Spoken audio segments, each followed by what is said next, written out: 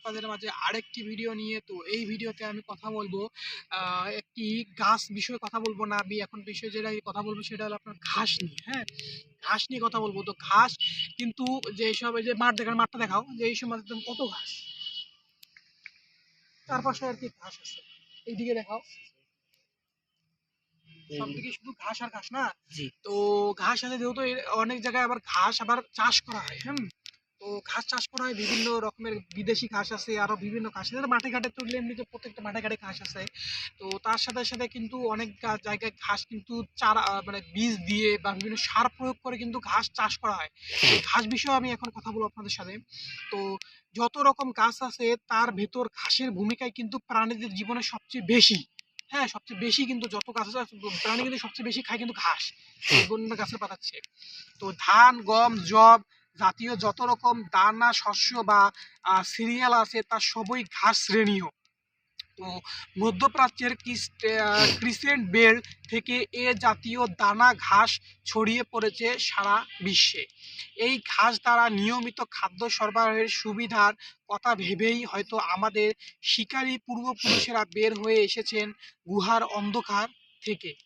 ইহুদি, ভটকা, বিয়ার জাতীয় নানা ধরনের পানীয় এই ঘাস থেকে কিন্তু আম, তৈরি হতে পারে। কাগজ তৈরি, ঘরে ছাওয়া, তারপর জ্বালানি, পোশাক, ইনসুলেশন, কনস্ট্রাকশন, লন, খেলার মাঠ, বহু জায়গায় ঘাসের নানা রকম কিন্তু ব্যবহার কিন্তু আমরা এখন পর্যন্ত দেখে আসতেছি বা দেখতে পাই। তো আহ, উ- আহ, উইম আম, উইম্বেলডন টেনিসের সর্বোচ্চ ব্যয়বহুল কোর্ট তৈরি হয় প্রাকৃতিক ঘাস দিয়ে। গতিশীলতার দিক বিবেচনা করে গলফ কোর্সে ব্যবহার করা হয় ৩ ধরনের ঘাস।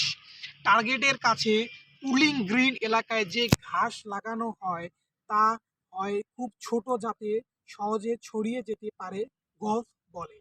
বরফ ঢাকা বরফ ঢাকা তুন্দ্রা অঞ্চল, জলে ডাঙ্গায়, পাহাড়ে, মরুতে সব জায়গায় ঘাস আছে। কচুলতির মতো রাইজোম, তারপরে হইলো আর স্টলনের মাধ্যমে ঘাসের দ্রুত বিস্তার ঘটে। আর আঙ্গুল লাগলে বা লন মোয়িং করলে ঘাস ধ্বংস হয় না, কারণ সেখানে ঘাস থেকে ঘাসের নতুন পাতা বের হয়।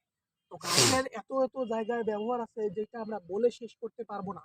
অনেক জায়গায় ঘাসের ব্যবহার আছে, বিশেষ করে যেখানে গোল্ফ কোর্ট যেখানে আছে সেখানে ঘাসের ব্যবহার সবচেয়ে বেশি। তারপরে বিভিন্ন ময়দানে ঘাস আছে। তারপরে আপনার হলো ঘাস আবার বিশেষ করে ঘাস সবচেয়ে বেশি ইম্পর্টেন্ট হলো আপনাদের প্রাণীদের জন্য। বিভিন্ন পশুও যেগুলো আছে সেগুলো কিন্তু এই ঘাসেই সবচেয়ে বেশি খায়।